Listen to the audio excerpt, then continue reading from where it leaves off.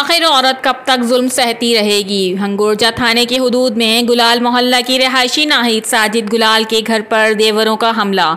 कब्जा हंगोरजा थाने की हुदूद में नाहिद साजिद की घर की गैर मौजूदगी में इसके देवर असिस्टेंट सेप्को लाइनमैन वाजिद चन्ना, जावेद चन्ना, हाफिज शाहिद चन्ना, इस्लाहुल मुस्लिमीन तंजीम मुजाहिद हुसैन चन्ना, बेटे रमज़ान चन्ना मुसलसल मुझे 4 सालों से मेरी वीडियोस बनाकर ब्लैकमेल कर रहे हैं। नाहिद साजिद गुलाल मेरे घर पर हमला करके चोरी करके ताले तोड़कर दीवार तोड़कर कब्जा किया है। मुझे मेरे शौहर बच्चों को जान से मारने की धमकियां भी दे रहे हैं। कल को अगर मुझे मेरे बच्चों को किसी भी किस्म का नुकसान हुआ तो उसके जिम्मेदार मोहम्मद रमज़ान चन्ना और उसके बेटे होंगे।